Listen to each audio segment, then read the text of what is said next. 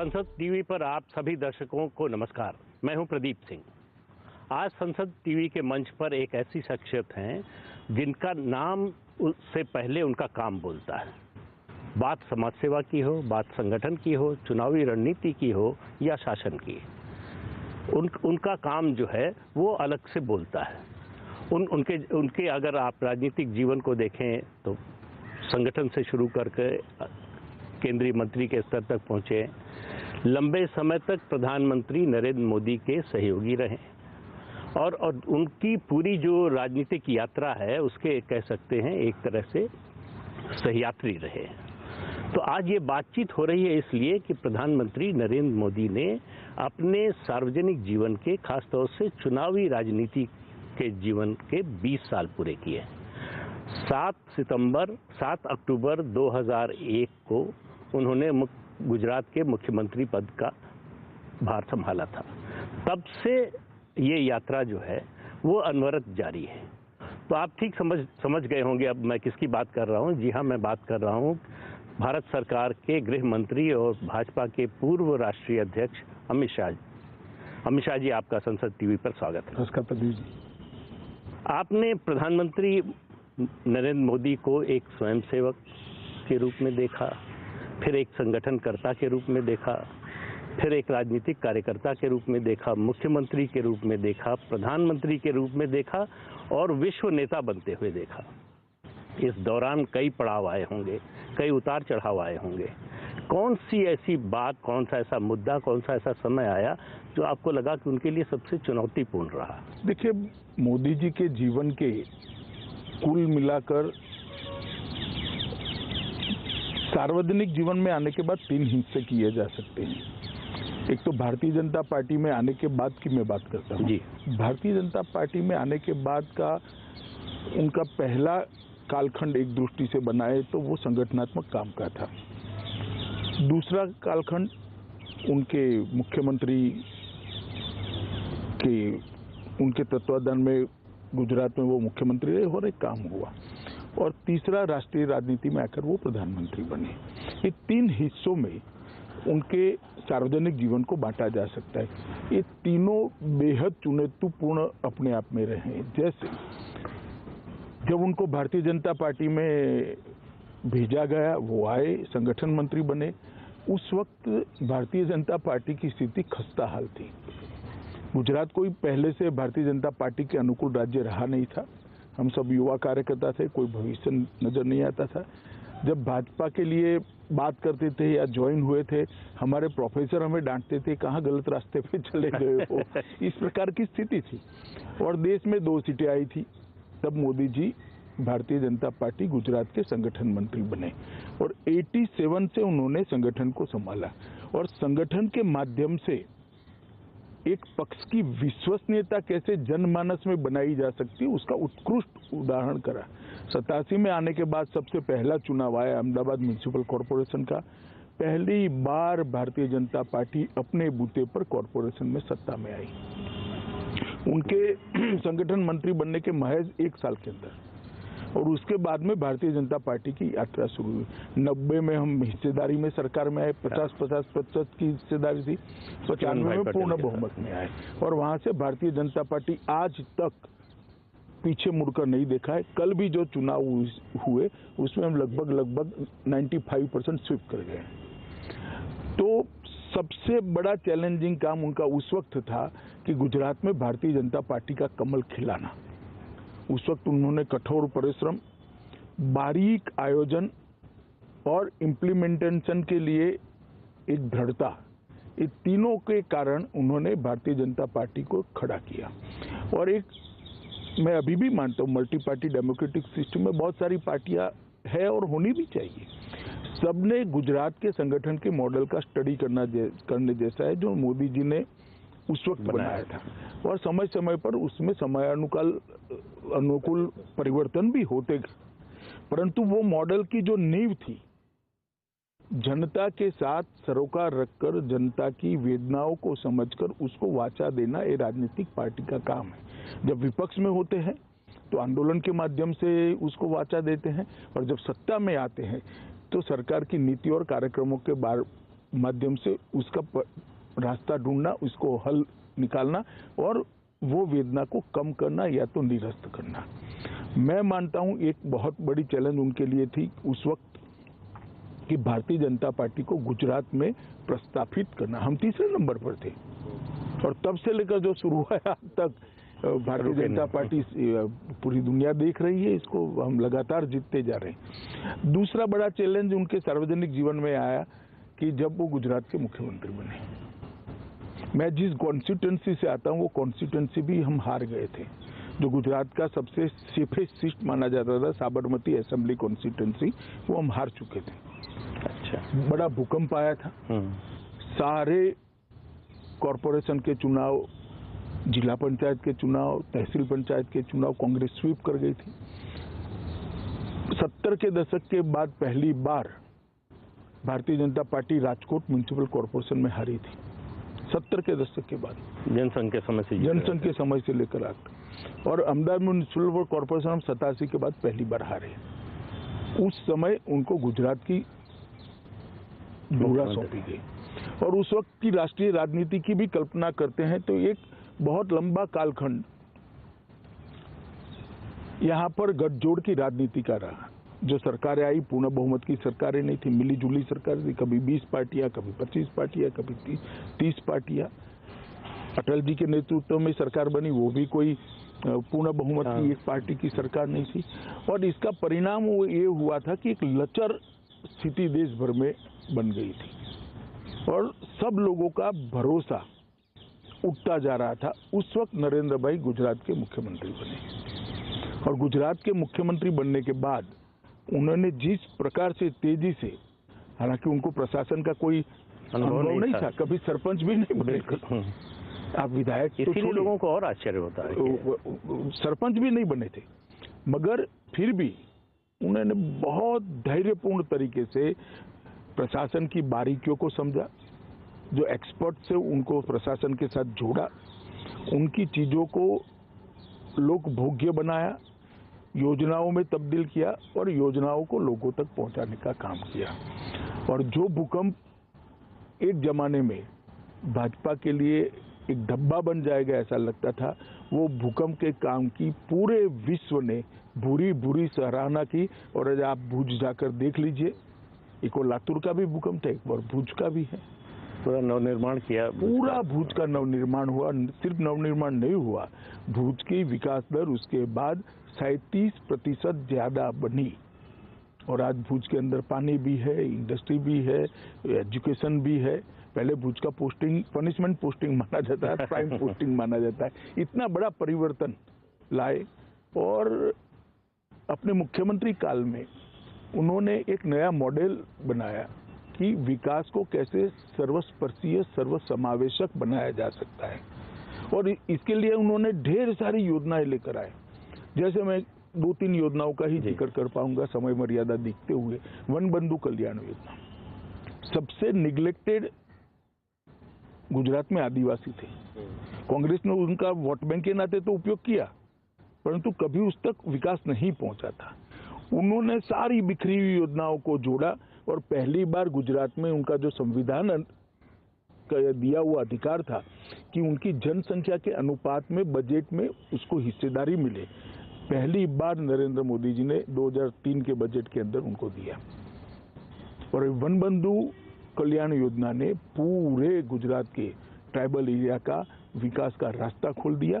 और आज tribal area में बड़े भरोसे से कह रहा हूं, कोई भी क्रिटिक से क्रिटिक एनालिसिस करने वाला व्यक्ति वहां पहुंच जाए, सूरत शहर और डांग के जिले के बीच में कोई अंतर वो नहीं ढूंढ पाएगा। इतना बड़ा परिवर्तन हुआ। इसी प्रकार से राजनीतिक लाभ भी मिला। राजनीतिक लाभ दूसरी बात है जी, मगर लोगों का भरोसा लोकतंत्र के अंदर दृढ़ हुआ। सागर छोड़ के हमारे किनारे थे तो उसके लिए भी एक योजना लेकर आए, वो भी निग्लेक्टेड पड़े थे, जबकि सबसे ज्यादा खनिज संपदा वहीं थी। रेवेन्यू सबसे ज्यादा वहां से आती थी, बंदरों के कारण सबसे ज्यादा इंडस्ट्री वहां लगी थी। पूरे सागर छोर के किनारों को रोड से जोड़ दिया और इसके वहां पर हर तहसील की एक डेवलपमेंट प्लानिंग बनाई गई और सागर खेडू विकास योजना वहाँ उन्होंने शुरू की। आज वो एरिया पूरा गुजरात की इंडस्ट्रियल डेवलपमेंट का बैकबोन बना हुआ है। और तीसरा, हमारे यहाँ देश भर में था उस वक्त सबसे बड़ा प्रॉब्लम ड्रॉप आउट का था, enrolment and drop out education की, प्राइमरी एजुकेशन की मैं बात कर रहा हूँ। तो गुजरात जैसे राज्य में बहुत बड़ी समस्या थी। उन्होंने खुद कड़ी धूप के अंदर पटवारी से लेकर मुख्यमंत्री तक सब लोगों ने 5 दिन शुद्ध रूप से 5 दिन में 25 स्कूलों में जाना है और महोत्सव के रूप में बच्चों के एनरोलमेंट का कार्यक्रम शुरू करा है और हमारे एनरोलमेंट को 100% तक पहुंचाया। और उसके बाद वहाँ अभिभावकों की कमेटी बनवाई। स्केल और स्पीड का जो है उनका कॉन्सेप्ट वहीं से आया, वो शुरू से है, वो शुरू से है। संगठन में भी था, सरकार में भी था, गुजरात के मुख्यमंत्री थे तब भी था। और उन्होंने अभिभावकों की कमेटी बनाई, विशेषकर माताओं की कमेटी बनाई। कोई भी बच्चा स्कूल नहीं आता है तो इसकी चिंता होती थी, मास्टरों की जिम्मेदारी तय कर दी। और ये सारी चीजों के बाद प्राइमरी एजुकेशन में गुणवत्ता बढ़ाने के लिए भी गुणोत्सव कर एक कार्यक्रम लिया और इसके कारण परिणाम में आया, एनरोलमेंट 67% था, वो 100% पहुंचा। ड्रॉप आउट रेशियो 37% था, वो पॉइंट समथिंग पहुंच गया, 1% से नीचे चला गया। अब इसका इवैल्यूएशन कोई करेगा तो मालूम पड़ेगा कि देश के विकास में, गुजरात के विकास में इसका कंट्रीब्यूशन क्या हो सकता है। एक अनपढ़ आदमी देश पर कितना बड़ा बोझ बनता है, ना जो अपने संविधान के दिए हुए अधिकारों को जानता है, ना संविधान ने हमसे जो अपेक्षा करी है वो दायित्व को जानता है, वो कैसे एक अच्छा नागरिक बन सकता है। इसके अंदर आमूलचूर परिवर्तन है। इसी प्रकार से शहरी विकास, ग्रामीण विकास, औद्योगिक नीति, वाइब्रेंट गुजरात का उन्होंने एक बहुत बड़ा एक्सपेरिमेंट करा। खावड़ा तक पानी भी उनके समय में ही पहुंचा। नर्मदा योजना को अंजाम तक पहुंचाने का काम किया। सोनी योजना लाकर गुजरात के अंदर लगभग टैंकर राज को समाप्त कर दिया। गुजरात ऐसा एक क्षेत्र था जहाँ टैंकरों की इंडस्ट्री चलती थी क्योंकि गांव में पानी नहीं होता था।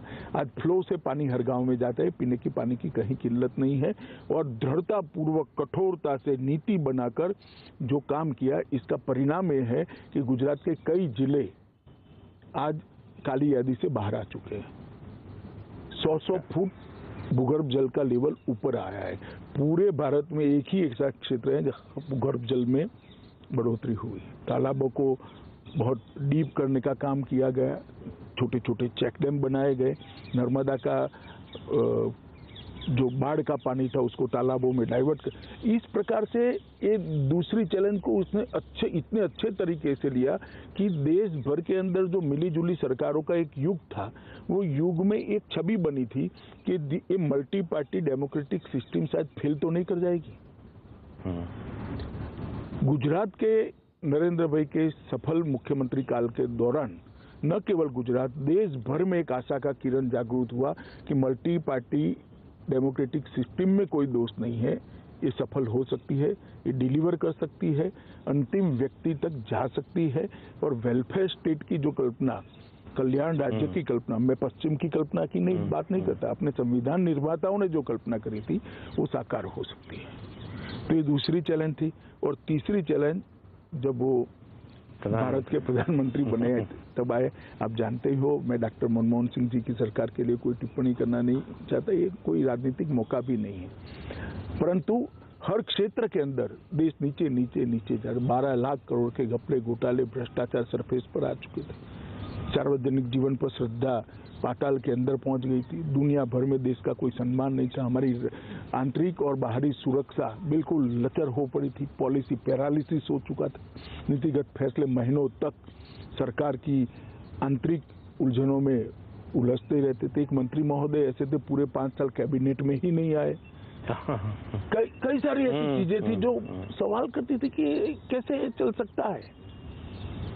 ऐसे माहौल में मोदी जी ने देश के प्रधानमंत्री का चैलेंज उनके सर पर आया और आज हम देख सकते हैं कि 7 साल के अंदर सारी व्यवस्थाएं अपनी अपनी जगह से। हाँ, समस्या आती है, आएगी भी, भविष्य में भी आएगी, मगर समस्या को एड्रेस किया जाता है, तत्काल एड्रेस किया जाए, उसका समाधान निकालने का प्रयास किया और संवेदनशीलता के साथ उसको आगे बढ़ाया जाता है। और इसके कारण एक दृढ़ राजनीतिक इच्छा शक्ति के कारण देश की सुरक्षा व्यवस्था भी चौक चौबंद हुई।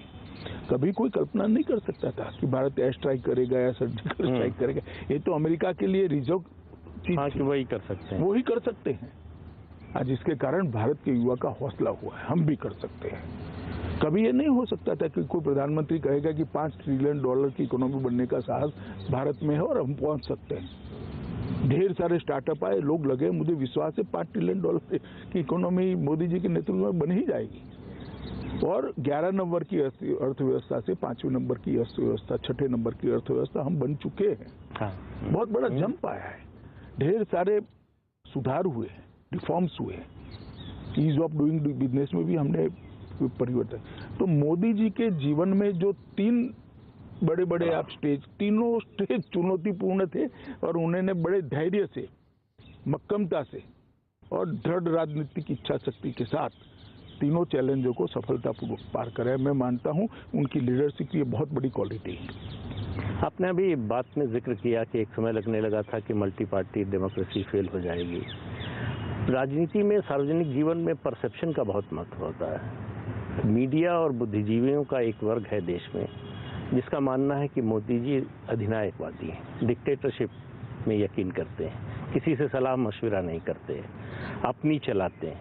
तो आपको लगता है कि आप लंबे समय से उनसे जुड़े हुए हैं, आपका अनुभव इस पर क्या कहता है?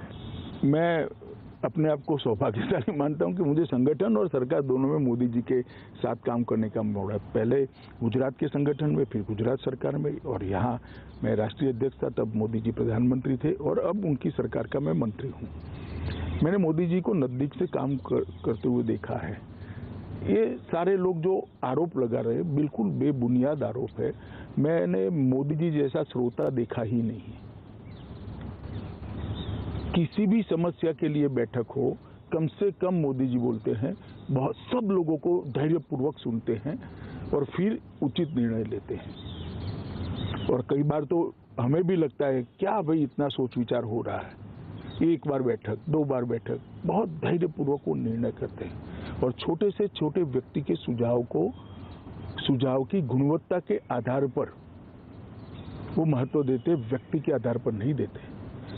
तो ये कह देना कि वो निर्णय थोपने वाले नेता है, जरा भी सच नहीं है।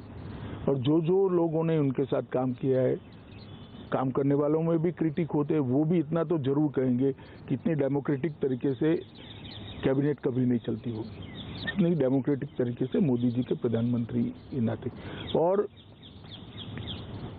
मैंने उनके जैसा श्रोता, लिसनर देखा नहीं।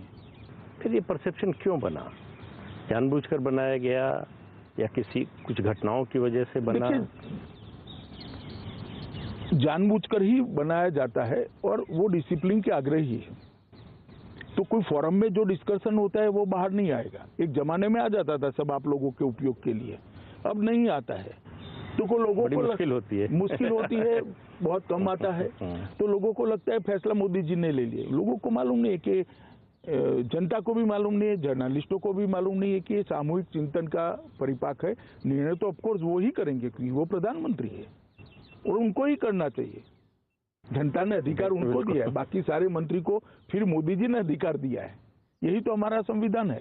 परंतु सबके साथ चर्चा कर सबको बोलने का मौका देकर, सबके प्लस माइनस पॉइंट सुनकर ये फैसले होते, ऐसी छवि इसलिए नहीं बनती कि वो डिसिप्लिन के आग्रही है। और कुछ लोग जो बड़ा दुर्भाग्यपूर्ण है, जो मैं बोलने जा रहा हूं, कुछ लोग जो हमारे वैचारिक विरोधी हैं, वो सत्य कुछ भी हो, सत्य को तोड़ मरोड़ कर लोगों के सामने कैसा रखना, वो भी प्रयास हम तो देख ही रहे हैं, आप भी शायद देखते होंगे। और इसके कारण छवि को आहत करने का भी एक सुनियोजित प्रयास हुआ है।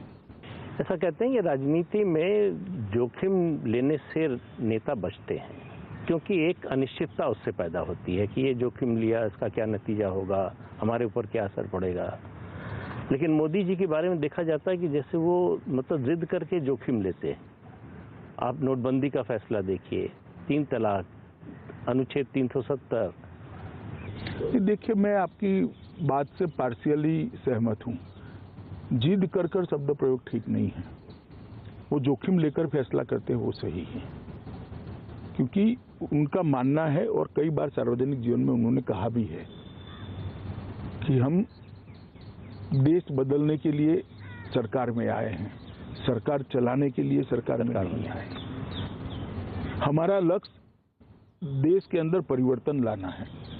130 करोड़ की जनता को विश्व में, दुनिया के सबसे बड़े लोकतंत्र को विश्व में एक सम्मानजनक स्थान पर पहुंचाना है, जो जबकि पोटेंशियल सालों से यहां पड़ा है। हमारा युवा धन पश्चिम और अमेरिका की ओर न जाता अगर ये फैसले सालों पहले हो गए होते तो,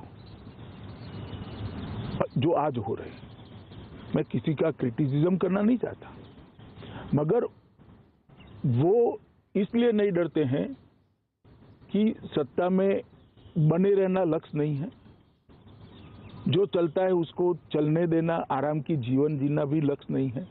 एकमात्र लक्ष्य है भारत प्रथम, इंडिया फर्स्ट। ये लक्ष्य लेकर वो चलते हैं और इसीलिए इसी में से दृढ़ राजनीतिक इच्छा शक्ति का निर्मित होती है।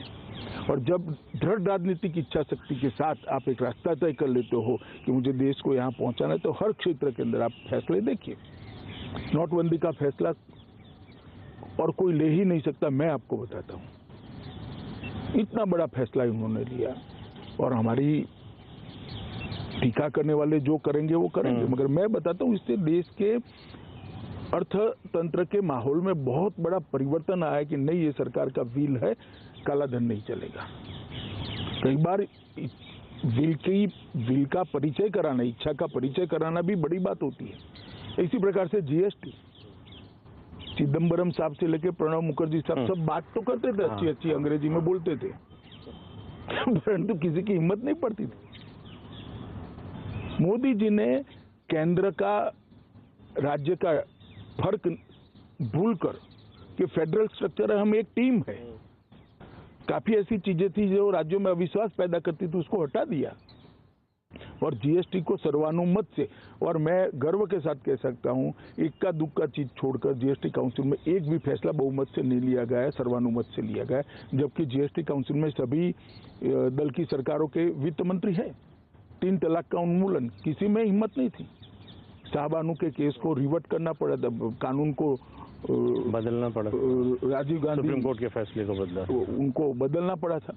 1 रैंक 1 पेंशन, कोई हिम्मत नहीं करता था। चीफ ऑफ डिफेंस स्टाफ का नया कंसेप्ट डिफेंस के क्षेत्र में, कोई हिम्मत नहीं करता था। सर्जिकल और स्ट्राइक और एयर स्ट्राइक का सवाल ही पैदा नहीं होता था।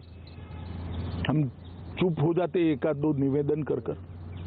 आज सबको मालूम है कि भारत की सीमाओं के साथ कोई छेड़खानी बर्दाश्त नहीं की जाएगी। धारा 370, 35 से सबको मालूम था कि टेम्पररी था, अब इसकी जरूरत नहीं है। कोई छूने की हिम्मत नहीं करता था।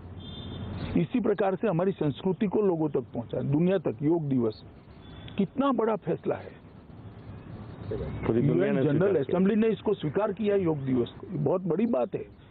भारतीय संस्कृति का इतना बड़ा एक्नॉलेजमेंट शायद ही कभी हुआ होगा। पेरिस समझौता, बड़े बड़े देश ये लक्ष्य को घोषित करने के लिए, प्राप्त करने की बात छोड़ो, घोषित करने के लिए झिझकते थे। मोदी जी ने कहा कि ग्लोबल वार्मिंग और जलवायु परिवर्तन को रोकना है तो यही एक रास्ता है। इंटरनेशनल सोलर अलायंस और ढेर सारे ऐसे फैसले उन्होंने जो लिए, वो मैं मानता हूं नई शिक्षा नीति, और ढेर सारे फैसले। आर्थिक सुधार का तो एक पूरा इंटरव्यू आर्थिक सुधार पर हो सकता है, इतने सारे आर्थिक सुधार उन्होंने किए। तो ये मजबूत इच्छा शक्ति वाले प्रधानमंत्री के अलावे ये हो नहीं सकता है। तो मुझे लगता है कि वो इसलिए हो रहा है कि उनका लक्ष्य सत्ता में बने रहना नहीं है, उनका लक्ष्य भारतीय जनता पार्टी के लिए सरकार चलाना नहीं है, उनका लक्ष्य देश के लिए सरकार चलाना है, देश के गरीबों के लिए सरकार चलाना है। लेकिन ये विश्वास कहाँ से आता है कि हम जो भी फैसला लेंगे, चाहे जितना कड़ा हो, चाहे जितना जोखिम वाला हो, देश की जनता उसको स्वीकार कर लेगी? वो इसलिए आता है कि इसमें कोई निजी स्वार्थ नहीं है, ना दलगत स्वार्थ है, ना व्यक्तिगत स्वार्थ है।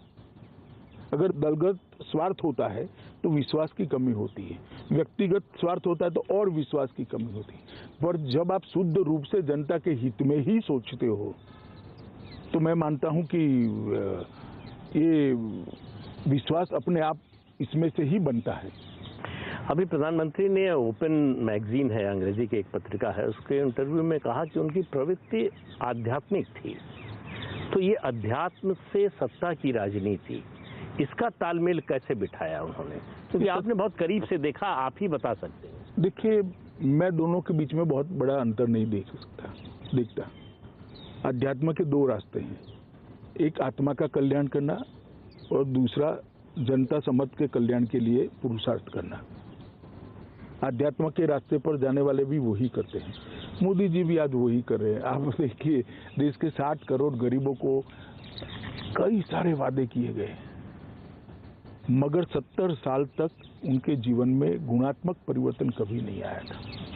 गरीब कल्याण की बातें सबने की, गरीबी हटाओ की बातें के नारे भी लगे, मगर हुआ कभी नहीं था। आज मैं इतना कह सकता हूँ, 11 करोड़ गरीबों के घर से धुआं गायब है। गैस का सिलेंडर वो गरीब महिला के घर में पहुंच गया है। लगभग 11 करोड़ शौचालय इस देश में बन चुके हैं, जिसमें से 9 करोड़ से ज्यादा उपयोग में है। तो वो 9 करोड़ परिवारों की महिलाएं आज शर्मसार नहीं है, सम्मान के साथ जीवन जी रही हैं। उनको भी होता है कि इस देश में मेरी हिस्सेदारी है, मेरी कोई चिंता कर रहा है। हर घर में नल का पानी पहुंचाने का काम हम शुरू करें। 8 करोड़ घरों में पानी पहुंचा, लगभग 2 करोड़ घरों में पहुंचने का काम हो गया। तो बहुत बड़ी बात है। 18,000 गांव, जब प्रधानमंत्री नरेंद्र मोदी ने शपथ ली तब वहां बिजली का खंभा तक नहीं था। 18,000 गांव आजादी के 70 साल के बाद बिजली से अछूते थे, और घर तो करोड़ों घर। आज वो 18 के 18,000 गांवों में बिजली पहुंच गई है, और इसके साथ 4 करोड़ घरों में घर में बिजली पहुंचाने का काम नरेंद्र मोदी जी की भारतीय जनता पार्टी की सरकार ने समाप्त कर दिया। लगभग 11 करोड़ किसानों को सालाना 6,000 रुपया मिल रहा है, और 1.5 लाख करोड़ रुपया एक साल के अंदर किसानों को पहुंचे। 1.5 लाख करोड़ रुपया। कभी यूपीए सरकार ने 60,000 करोड़ का ऋण माफ कर बहुत बड़ा काम किया था, ऐसा बताते थे। कहते हैं उसी से चुनाव 60,000 करोड़ तो बैंक में ही वापिस आ गए, किसान को कुछ नहीं मिला, क्योंकि ये तो बैंक का ऋण माफ हो गया। तो बैंक में ये 1.5 लाख करोड़ रुपया सीधा किसान को मिला है, जिसे इसको बैंक से ऋण ही नहीं लेना। जो 1.5 एकड़ 2 एकड़ के खेत है, जो हमारे बहुत सारे प्रदेश में एवरेज जोत इतनी ही है, उसका तीनों खेती का खर्चा ही 6,000 होता है, तब उसको ऋण ही नहीं लेना पड़ता है। ये बहुत बड़ी उपलब्धि है, इसको कोई अलग तरीके से देखता नहीं है। एक और ऋण माफ करने की पॉलिसी लाना, और दूसरी ओर किसान को ऋण न लेना पड़े, ऐसी स्थिति में ले जाना। वो 60,000 करोड़ का ऋण माफ किया था, आपने 60,000 करोड़ बैंकों में आ गए। हमने 1.5 लाख करोड़ दिया जो किसान के पास गए, और किसान ऋण मुक्त हो गया। मैं मानता हूं ये यूनिक विचार है। इसी प्रकार से आज घर में अकाउंट ना हो, ऐसा कोई घर देश भर में नहीं।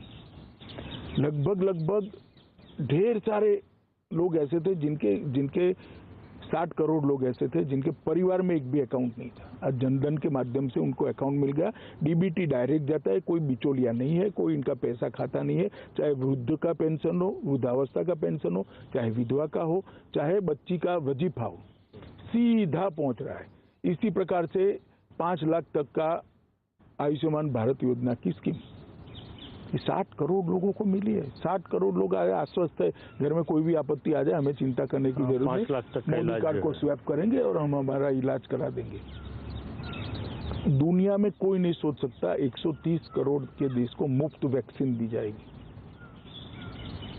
कि बाकी सारे कंपैरिजन करते हैं अंग्रेजी अखबारों में लिखकर, उनको मालूम नहीं है कि अमेरिका का आबादी उत्तर प्रदेश जितना है और 130 करोड़ का देश, 130 करोड़ लोगों को मुफ्त वैक्सीनेशन दे। बहुत साहसी फैसला है। 43 करोड़ बैंक खाते खुल गए और 80 करोड़ लोगों को कोरोना में हमने मुफ्त राशन देने का काम किया। 80 करोड़ लोगों को 1 साल तक, 1.5 साल तक मुफ्त राशन दिया है। उसका बड़ा असर है लोगों पर। और मैं इसको असर से थोड़ा ऊपर जाकर सोचता हूँ, ये प्रधानमंत्री जी की सरकार की संवेदनशीलता है जो ये योजनाएं बनाती हैं। हम योजनाओं के अंदर उसका स्केल और साइज दोनों को बदले हैं। पहले होता था इतने घर बनाएंगे, अब हम कहते हैं कि सबको घर मिलेगा। पहले इतने घर में विद्युत पहुंचेगी, बिजली पहुंचेगी, अब कहते हैं कि सबके घर पहुंचाना है। पहले इतने शौचालय बनाएंगे, अब सब शौचालय सबके घर में पहुंचा। पहले गैस इतने देंगे, अब सबके घर में गैस। तो एक स्केल बदलने का काम किया, और ये स्केल बदलते ही 60 करोड़ लोग जो अपने आप को आजादी के साथ ना जोड़ते थे, ना लोकतंत्र के साथ जोड़ते थे, ना देश के अर्थतंत्र के साथ अपने आप को, क्योंकि वो तो बेनिफिशियरी था ही नहीं बेचारा। आज वो 60 करोड़ लोगों में एक आत्मविश्वास जगा है कि नहीं, ये देश की विकास में मेरा भागीदारी है, देश मेरा सोचता है, और ये 60 करोड़ लोगों की एक नई ऊर्जा देश के विकास के अंदर जुड़ी है। मैं मानता हूँ ये बहुत बड़ी बात है। लोकतंत्र का अर्थ क्या है? समविकास करना, यही लोकतंत्र है। सर्वसमावेशक, सर्वस्पर्शीय विकास करना, यही लोकतंत्र है। और सबको देश के भले के लिए जोड़ना, यही लोकतंत्र है। तो अल्टीमेटली जो क्रिटिक है वो बोलेंगे, मगर मैं मानता हूं कि उन्होंने वही रास्ते पर नरेंद्र भाई आज भी है, जो कहते हैं कि आध्यात्म के रास्ते से वापिस आकर सत्ता की राजनीति में आए। जरिया बदला है, लक्ष्य वही है। ये प्रधानमंत्री जब किसी को जिम्मेदारी देते हैं, बड़ी जिम्मेदारी देते हैं, तो किस आधार पर, क्या सोच के, क्या पैमाना होता है? आपको जब उत्तर प्रदेश का प्रभार दिया लोकसभा 2014 से पहले, तो कुछ बात की होगी, आपको बताया होगा क्या करना होगा। उत्तर प्रदेश में बहुत से लोगों ने आलोचना की कि अमित शाह जी उत्तर प्रदेश के बारे में क्या जानते हैं, कभी आए नहीं, रहे नहीं, लेकिन प्रधानमंत्री ने आप पर भरोसा किया, तो उसका कोई तो कारण। देखिए, उस वक्त हमारे अध्यक्ष राजनाथ सिंह जी थे, फैसला राजनाथ सिंह जी का था। मगर हाँ, मोदी जी प्रधानमंत्री पद के प्रत्याशी तो घोषित हो ही चुके, तो स्वाभाविक रूप से सामूहिक फैसले होते हैं। परंतु मैंने मोदी जी जैसी स्मृति किसी की नहीं देखी। 1980 की भी बात जस की तस आज उनको याद होती है, और इस स्मृति को उन्होंने एक अलग प्रकार से संजो कर रखा है, और इसमें से एनसाइक्लोपीडिया जैसा हर व्यक्ति के लिए इनका असेसमेंट तैयार होता रहता है, और फिर भी साथियों से सलाह मशवरा कर कर ही वो अंतिम निर्णय करते हैं। तो मुझे लगता है कि व्यक्तियों के चयन के बारे में और व्यक्तियों को काम देने के बारे में उनके ज़्यादातर फैसले अच्छे भी होते हैं और सफल भी होते हैं। उज्ज्वला जैसी योजना भी आपने जिक्र किया, शौचालय की बात हो, जनधन योजना, जैम की जो ट्रिनिटी बनाई उन्होंने, और एक तरफ ये जो गरीबों के लिए, गरीबों के जीवन में गुणात्मक परिवर्तन लाने के लिए, दूसरी तरफ आर्थिक सुधार के कार्यक्रम। तो एक तरफ लगता है कि बिल्कुल वामपंथ के रास्ते में पर जा रहे हैं, दूसरी तरफ लगता है कि धुर दक्षिणपंथ के रास्ते पर जा रहे हैं। तो ये तालमेल कैसे बिठाते हैं? देखिए, जरा भी वामपंथ का रास्ता नहीं है। आप मुझे माफ करना प्रदीप जी, वामपंथी रास्ता गरीब का उत्थान करना है ही नहीं। उसके अंदर पड़े हुए असंतोष को राजनीतिक पूंजी बनाकर सत्ता पर बैठना है, वरना वामपंथी स्टेटों की ये स्थिति होती है। सही बात। आज बंगाल का स्थिति देखिए, 27 साल के वामपंथी शासन के बाद, और गुजरात का स्थिति देखिए, त्रिपुरा का स्थिति देखिए, गुजरात का स्थिति देखिए। परंतु ये जो आप कह रहे थे कि वामपंथी और दक्षिणपंथी के बीच में कोई अंतर्द्वंद है, मैं नहीं मानता ऐसा है। ये बिल्कुल, देखिए, सरकार किस चीज के लिए होती है, कर किस चीज के लिए वसूला जाता है? जिस पर ईश्वर की कृपा है, जो ज्यादा परिश्रमी है, जिसके अंदर ज्यादा मेगा है, जिसके अंदर ज्यादा प्लानिंग की क्षमता ईश्वर ने दी है, वो ज्यादा पैसा कमाता है, तो उसको कमाने देना चाहिए, क्योंकि इससे देश का विकास होता है। उसके पास से कर वसूल कर कर जो पिछड़ा हुआ है, इसके पास गरीब है, इसी के लिए तो सरकार होती। बजट की व्याख्या क्या है? सीधी सदर लेमैन की व्याख्या क्या है? जिसके पास ज्यादा है उसके पास से उचित प्रतिशत में लेकर, जिसके पास नहीं है उसको पहुंचाना, और पूरे देश की व्यवस्थाओं को चलाना, यही तो बजट है। बजट क्या है? ये हमारी एक भी योजना वोट बटेने की योजना नहीं, आप समझ कर चलिए, एक भी योजना नहीं। एक भी योजना में हमने किसी को सीधा पैसा नहीं दिया है। अच्छा रास्ता तो इधर चुनाव से होकर गैस सिलेंडर क्यों देना, भी 2500 रुपया ही दे दो, और दिया भी जाता था पहले। हमने ये नहीं करा। 2500 रुपया देकर उसके अंदर एक नई आशा का किरण जागृत किया, गैस देकर उसके जीवन स्तर को उठाकर नया आत्मविश्वास बढ़ा। जब घर में साइकिल होती है तो स्कूटी लाने का मन होता है, स्कूटी होती है तो स्कूटर लाने का मन होता है, स्कूटर होती है तो मोटरसाइकिल लाने का मन होता है, मोटरसाइकिल होती है तो कार लाने का मन होता है। इसके अंदर आशा का संचार कर कर उसके जीवन को, उसकी सोच को उद्वगति देकर देश के विकास के साथ जोड़ने का हमने एक रास्ता किया। ये वामपंथी विचार है ऐसा मैं नहीं मानता। तो मुझे लगता है सरकार का काम है। तो क्या लगता है आपको इसी वजह से मोदी सरकार की योजनाओं नीतियों से ज्यादा मोदी पर व्यक्तिगत हमले होते हैं, उनकी व्यक्तिगत आलोचना, निंदा, भर्त्सना ये जो होती है, निजी आक्षेप कि इन मुद्दों पर जवाब नहीं दे सकते? नहीं, ऐसा नहीं है। देखिए, मैं इसका अलग तरीके से एनालिसिस करता हूँ। अपनी विचारधारा के प्रति निष्ठा रखना एक बात है, और कोई और विचारधारा का व्यक्ति सफल हो जाए वो सहन न कर पाने एक अलग बात है। मोदी जी के केस में वो हुआ है। हमारे देश में 67 के बाद की कांग्रेस को गिन ले तो 3-4 बड़ी बड़ी विचारधाराएं चली। एक समाजवादी थे, वो आंदोलन सिमट कर पहले जातिवाद में परिवर्तित हुआ और फिर परिवारवाद में परिवर्तित हो गया। बिहार वगैरह छोड़कर पूरा परिवारवाद में। कांग्रेस का आंदोलन जो था, आंदोलन शब्द ठीक नहीं है, कांग्रेस पार्टी जो थी वो भी परिवारवाद में सिमट कर रहेगी। तो ये दोनों मिलाकर एक परिवारवाद हुआ, एक आइडियोलॉजी बन गई। जो मेरा है वही श्रेष्ठ है, मेरा परिवार ही श्रेष्ठ है। दूसरा, दक्षिणपंथी माने जाने वाले हम, मगर हम एकात्म मानववाद में मानने वाले लोग हैं। अंत्योदय हमारा मूल प्रेरणा स्रोत है हमारी नीतियों का। और तीसरा, वामपंथी विचारधारा। ये 3 विचारधारा के बीच में रहा और तीनों को पर्याप्त मौका मिला है। इस देश की जनता ने कांग्रेस से तो सबको मौका दिया, कांग्रेस को तो खैर कितना बड़ा दिया, वामपंथियों को भी 3 राज्यों में लंबे लंबे समय तक मौका मिला, समाजवादियों को भी बड़ा मौका मिला। मगर जहां जहां एनडीए की सरकार हुई वहां अच्छा हुआ, जहां भाजपा की सरकार हुई वहां अच्छा हुआ। और फिर नरेंद्र मोदी जी ने आकर इसको एक अलग डायमेंशन से बदला। अब मेरा कमिटमेंट मेरी विचारधारा के लिए वो राजनीति के अंदर बहुत अच्छा है, क्योंकि राजनीति के अंदर व्यक्ति ने विचारधारा के आधार पर ही काम करना चाहिए लोकतंत्र में।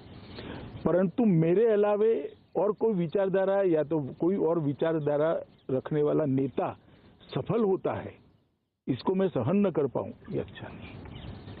कुछ परिवार तो आज भी मानते कि हमारे परिवार के अलावा कोई कैसे देश का प्रधानमंत्री बन सकता है। तो फिर वहां विचारधारा का सवाल कहां से आया? तो वो परिवारवादी विचारधारा है, वो एक आइडियोलॉजी बन चुकी है। देखिए, चाणक्य ने एक सूत्र दिया था कि ज्येष्ठ होता है वो श्रेष्ठ नहीं होता है, श्रेष्ठ होता है वो ज्येष्ठ होता है। इन्होंने किया कि मैं ही श्रेष्ठ हूं, हमारे अलावे किसी को शासन करने का अधिकार नहीं है। जब मैं एसपीजी का कानून लेकर आया तो भाई गांधी परिवार को क्यों हटा रहे हो, भाई क्यों रखे? मेरा सवाल अलग है। ये कानून कोई गांधी परिवार के लिए नहीं है, देश के प्रधानमंत्री के लिए। आप बनो प्रधानमंत्री, चुन कर आओ, ऑटोमेटिकली आपको सुविधा मिलेगी। नहीं बनोगे तो छोड़ देंगे। कल को मेरी सरकार नहीं है तो मुझे भी आम आदमी की तरह जीना चाहिए। और हम रहे सालों तक ऑपोजिशन में, हमने कभी ये सवाल नहीं उठाए। मगर ये जो मानसिकता है, इसी प्रकार से वामपंथी मित्रों की भी मानसिकता है कि ये कैसे सफल हो गए। इसके कारण व्यक्तिगत हमले होते हैं। मेरा तो राजनीति में मानना है, मैं इन सभी मित्रों को कहना चाहता हूं कि आप हमारी नीतिगत शिकायत जरूर करिए, जरूर करिए। हमारी सरकार में करप्शन है तो उसको उजागर करिए, हमारी कोई फेलियर हो तो जनता के सामने लेकर जाइए। मगर ऐसा लिख देना कि मोदी जी नहीं रहते हैं तो ये प्रधानमंत्री बन जाएगा, इस प्रकार की बातें करना मैं नहीं मानता। इस प्रकार की गतिविधियों से राजनीति का स्तर बहुत नीचे ले जा रहे हैं, जो दुखद है। पिछले दिनों आपने एक लेख में मोदी जी को सबसे बड़ा रिफॉर्मर या बहुत बड़ा रिफॉर्मर बताया, तो ये किस आधार पर, किन बातों के आधार पर, कामों के आधार पर ये कहा? देखिए, इन्होंने देश की ढेर सारी समस्याओं को मूलभूत सोच से विपरीत होकर, मतलब पारंपरिक सोच से विपरीत होकर देखा और इसका समाधान किया है। यही तो रिफॉर्म है। जैसे गरीबी उन्मूलन मैंने करा, इसी प्रकार से आर्थिक सुधारों में कोई समझता ही नहीं था कि भाई ईज ऑफ डूइंग बिजनेस के बगैर ये देश उत्पादन का केंद्र बन ही नहीं सकता। इस देश के 60 करोड़ लोग अगर देश की अर्थव्यवस्था से नहीं जुड़े, बैंक अकाउंट ही नहीं है, तो इस देश की 100% ऊर्जा का उपयोग हो ही नहीं सकता। तो इसके लिए इन्होंने रिफॉर्म करे और ढेर सारे रिफॉर्म करे। मैं सिर्फ रक्षा और आंतरिक सुरक्षा के बारे में बताता हूँ। 370, फिर CAA, इसके बाद उत्तर पूर्व के अंदर आतंकवाद को खत्म करने के लिए ढेर सारे समझौते, ब्रू पुनर्वसन, कार्बी आंगलोंग समझौता, शांति बोडो समझौता, नक्सलवाद पर नकेल कसने के लिए एक मल्टी डायमेंशनल रणनीति का इम्प्लीमेंटेशन करना।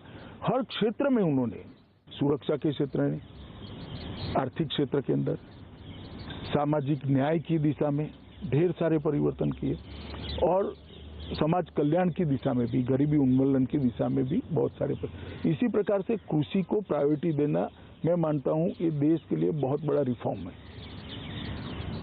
मैं आर्थिक रिफॉर्म की पूरी, ये 3 कृषि कानून इसी का हिस्सा है। और इसके अलावा भी बजट में बढ़ोतरी आप देख लीजिए, कितनी बड़ी बजट में बढ़ोतरी कृषि के बजट में हुई है और ढेर सारे परिवर्तन करें।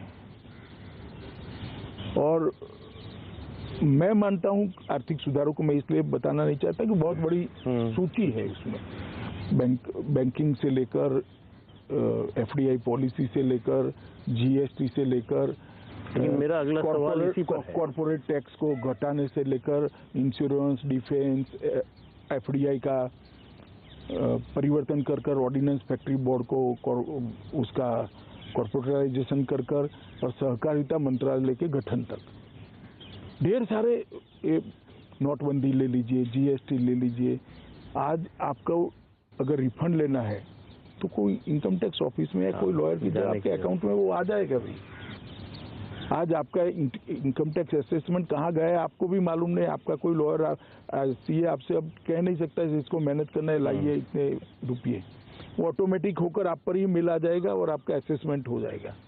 इस प्रकार की ढेर सारी व्यवस्था। कंपनी रजिस्टर करनी है तो कहीं जाने की जरूरत नहीं, ऑनलाइन ही कंपनी अब रजिस्टर हो जाती है। आप एक नाम डालोगे तो 3 दिन में जवाब आएगा कि नाम तो ऑलरेडी रजिस्टर है, दूसरा नाम लाइए। जिसके लिए पहले क्यूमुलेटिव इफेक्ट से देखे तो अरबों खरबों रुपया घूस लिया जाता था, छोटी छोटी होती थी, मगर उसकी क्यूमुलेटिव इफेक्ट अर्थतंत्र पर काले धन के अर्जन में बहुत बड़ी होती थी। ढेर सारे रिफॉर्म किए हैं उन्होंने।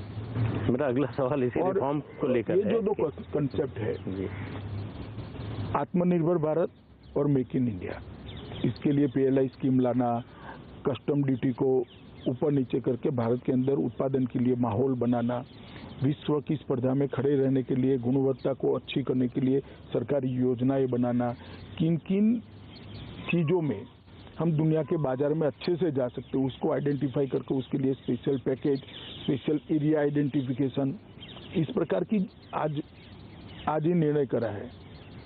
एप्पल पार्क का, टेक्सटाइल पार्क का, बहुत बड़े टेक्सटाइल पार्क आज कैबिनेट में निर्णय हुआ है। इस प्रकार से इससे हमारा कृषि भी बढ़ेगा, रोजगारी भी मिलेगी और एक्सपोर्ट भी बढ़ने वाला है। ढेर सारे रिफॉर्म मोदी जी ने किए हैं। लेख में अपने आपने इसका भी जिक्र किया था कि 60 साल में जितने आर्थिक सुधार के कार्यक्रम हुए उससे ज्यादा 6 साल में मोदी 6 साल में मोदी जी ने करे। वो सही बात है और इसीलिए अर्थव्यवस्था में 11वें पायदान से हम 6ठे पायदान पर पहुंचे, 5वें पायदान पर पहुंचे, 5-6 में ऊपर नीचे होता रहता है। 1,17,000 करोड़ का जीएसटी और डायरेक्ट टैक्स में इतनी बढ़ोतरी, टैक्स देने वाले करदाताओं में बढ़ोतरी, हर पैमाने से देखिए। और मुझे भरोसा है कि ये जो सुधार की है, चाहे एनसीएलटी का कानून हो, चाहे बैंक के स्ट्रिक्ट नॉर्म्स बनाने की बात हो, चाहे ब्याज दर में कमी करने की, हर चीज का परिणाम अब मिलने लगा है। कोरोना का गतिरोध अगर ना आया होता तो आज हम बहुत अच्छी जगह हो, मगर ये तो पूरी दुनिया के लिए है और हम सबसे पहले कोरोना के गतिरोध से उभरने वाला अर्थतंत्र है। आज हम प्री कोरोना स्टेज में ऑलमोस्ट पहुंच चुके हैं। ये 50-55 साल तक कांग्रेस का जो शासन रहा, उसमें एक बहुत बड़ा योगदान उनका जो वोटर रहा वो समाज का वंचित वर्ग रहा। कांग्रेस को वो अपनी पार्टी मानता था। पिछले 7 साल में आप लोगों ने उसको बदल दिया। आज मोदी जी ने भाजपा को वंचित वर्ग की पार्टी के रूप में उसकी पहचान बना दी है। तो ये जो परिवर्तन हुआ, ये जो सामाजिक समीकरण बनाया आपने, सोशल इंजीनियरिंग कहे या जो भी नाम देना चाहें, इसकी योजना कब से थी उनके मन में? ये जब प्रधानमंत्री पद के उम्मीदवार बने उसके बाद से शुरू हुआ प्रोजेक्ट या उससे पहले से? नहीं, ये तो उन्होंने गुजरात में राज्य के स्तर पर, राज्य की रिक्वायरमेंट के आधार पर और वहाँ की परिस्थितियों के अनुकूल ये सारे एक्सपेरिमेंट गुजरात में करे ही थे।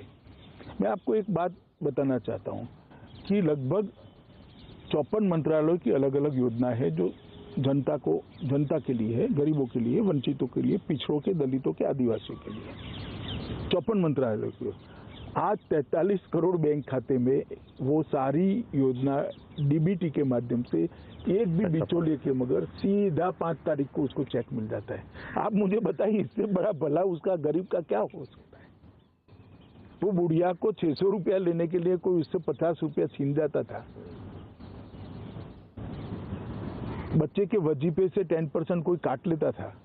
आज ये सारी चीजें खत्म हो गई और ये सब करने के बाद भी कॉर्पोरेट टैक्स घटाकर यहाँ इन्वेस्टमेंट का माहौल बनाया है। हम 17% पर ले आए। ये सब करने के बाद भी राहुल गांधी जी को बोलने के लिए तो ठीक है, एक बार आपको साक्षात्कार का मौका मिले तो इतना जरूर पूछना भैया कि आपके शासन था तब इसमें से क्या क्या कर पाए थे। आप तो 10 साल तो रहे, उस वक्त आप सांसद भी थे और आपकी माताजी पार्टी अध्यक्षा थी, मनमोहन सिंह जी प्रधानमंत्री थे, तो क्या क्या कर पाए थे? एक बार जब आप साक्षात्कार वैसे देते नहीं है वो साक्षात्कार, मगर ये तो जरूर पूछिएगा। ये गुजरात से दिल्ली तक के सफर में कोई ऐसा मोड़, कोई ऐसा मौका आया जब ये लगा कि ऐसा करेंगे तो सत्ता से बाहर हो सकते हैं, बाहर हो जाएंगे तो फिर काम कैसे करेंगे? क्योंकि ये सब आपने जो योजनाएं गिनाई, सरकार की उपलब्धियां गिनाई, ये तभी संभव है जब आप सत्ता में हो। ये जो है जनतांत्रिक राजनीति की या चुनावी राजनीति की एक सच्चाई है। देखिए, मैं ऐसा नहीं मानता विपक्ष में रिकवरी जनता का काम तो किया ही जा सकता है। हाँ, मगर इतना जरूर है कि यहाँ आप फैसले कर परिवर्तन कर सकते हैं। वहाँ फैसलों के अंदर के जो छिद्र होते हैं उसको उजागर करने का काम करते हैं। तो सिस्टम सुधार के लिए तो, सिस्टमेटिक सुधार के लिए तो आप काम कर ही सकते हो, परंतु हमने कभी ऐसा नहीं सोचा कि ये करने से हम जीतेंगे या नहीं जीतेंगे। ना मोदी जी की पॉलिसी का हिस्सा हो, पॉलिसी बनाते वक्त ना ये सोच रहती है। किसी पॉलिसी बनाते वक्त ऐसा हुआ हो, पॉलिसी बनाते वक्त एक ही सोच होती है कि ये अच्छे परिणाम देगी या नहीं देगी और जो लाभार्थी उसका कल्याण होगा या नहीं होगा। कई बार ऐसा होता है कि भाई जनता में पहले रिएक्शन आता है और उसका कई बार राजनीतिक खामियाजा भी भुगतना पड़ता है, मगर हम राजनीति में राजनीतिक पार्टी को जिताने के लिए नहीं है, हम राजनीति में देश को आगे बढ़ाने के लिए है, देश की समस्याओं का परमानेंट सॉल्यूशन लाने के लिए है, देश को सम्मानजनक जगह विश्व में दिलाने के लिए, देश को सुरक्षित करने के लिए, पूरे देश को शिक्षित करने के लिए और देश की संस्कृति को पूरे विश्व के अंदर उचित स्थान मिले, इसके लिए हम राजनीति के अंदर हैं। तो स्वाभाविक रूप से हम राजनीति में तो चुनाव तो जीतना चाहते ही है, प्रयास भी करते हैं, यत्न भी करते हैं उसके लिए, परंतु लक्ष्य वो नहीं है। प्रधानमंत्री नरेंद्र मोदी मेरी समझ से देश के अकेले नेता हैं जिनके खिलाफ 20 साल से लगातार अभियान चल रहा है, और जो अभियान चलाने वाले हैं वो थक नहीं रहे। उनकी कोशिश जारी है। कभी इससे विचलित होते हैं, कभी उनको लगता है कि नहीं ध्यान देना चाहिए। जरा भी नहीं होता है। हर विरोध के साथ मोदी जी और मजबूत होते हैं और वो मोदी जी का हौसला बढ़ता है, क्योंकि जनता का आशीर्वाद उनके पास है, जनता का समर्थन उनके साथ है और जनता चट्टान की तरह नरेंद्र मोदी जी के साथ खड़ी है। और लोकतंत्र में इससे बड़ी उपलब्धि क्या हो सकती है कि पूरे देश की जनता, एक आदमी कटु फैसले लेते, कड़े फैसले लेता है। कई बार तो जनता के लिए भी कड़े फैसले होते हैं। काले धन पर जब आप नकेल कसते हो, जब आप आर्थिक सुधार करते हो, टैक्स इरोजन के सारे लूपहोल्स को सील करते हो, तो कष्ट तो कुछ लोगों को होता है। हो सकता है हमें सालों तक वोट देने वाले लोगों को भी हो, मगर वो भी वो समझते इसमें मोदी को क्या मिलने वाला है। मोदी को कुछ नहीं मिलने वाला है, इसमें देश का भला होने वाला है। इसलिए अंततोगत्वा सब लोग मोदी जी के साथ जुटते हैं। मोदी जी अकेले प्रधानमंत्री हैं। आप देखिए, अगर शुरू से नजर डालिए, नेहरू जी का काल थोड़ी समय के लिए छोड़ दीजिए, जितने प्रधानमंत्री हुए हैं जिन्होंने कार्यकाल अपना पूरा किया है, चुने जाने के दूसरे तीसरे साल में अलोकप्रिय हो गए। कोई बड़ी राजनीतिक घटना हो गई या फिर भ्रष्टाचार का आरोप लग गया, उनके खिलाफ आंदोलन शुरू हो गया। इंदिरा गांधी को ले लीजिए, राजीव गांधी को, नरसिम्हा राव, आप इस तरह से देखिए।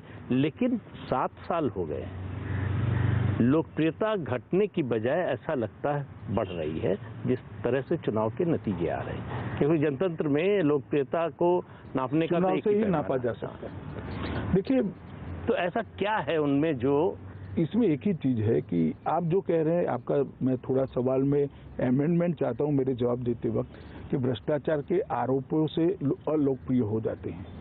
भ्रष्टाचार के आरोपों से नहीं होता है, भ्रष्टाचार से होते हैं। हाँ, आरोप तो हम पर भी लगाने का प्रयास किया, मगर चिपकते नहीं है, क्योंकि पारदर्शिता है। सार्वजनिक जीवन में सरकार, जनता की 1 करोड़ आंखें होती है जो आपको बारीकी से देखती है। मोदी जी को भी देखती है, किसको बख्शती नहीं है जनता। मगर सार्वजनिक जीवन में जब ये मालूम पड़ता है कि इसमें कुछ नहीं है, कितना भी आरोप लगा दो, नहीं चिपकते हैं आपसे। आजादी के बाद भारत के लोकतंत्र में नरेंद्र मोदी एक ही राजनीतिक शख्सियत है जिस पे हर प्रकार के गंदे घिनौने आरोप लगाने का प्रयास किया गया। भ्रष्टाचार से लेकर कम्युनल राइट से लेकर सब प्रकार के, एक भी नहीं चिपका। इसका एकमात्र कारण है कि पारदर्शी जीवन है, निजी कुछ नहीं है। और हर फैसले के पीछे खुद का कुछ जब नहीं होता है तो गलती भी हो, जनता इसको स्वीकारती है। यही उनकी सबसे बड़ी ताकत है। अमित शाह जी, आप संसद टीवी पर आए, प्रधानमंत्री के जीवन के विभिन्न पहलुओं पर रोशनी डाली, इसके लिए आपका बहुत बहुत धन्यवाद। तो संसद टीवी पर आज के कार्यक्रम में इतना ही। अगले कार्यक्रम में फिर मिलेंगे, तब तक के लिए नमस्कार। नमस्कार। तो संसद टीवी पर देश के गृह मंत्री अमित शाह का इंटरव्यू प्रसारित हुआ, जिसमें उन्होंने सरकार की उपलब्धियों को गिनाया। साथ में उन्होंने पीएम मोदी से जुड़े कई अनछुए पहलुओं पर भी बातचीत की। सरकार की हर योजना के बारे में उन्होंने विस्तार से बताया।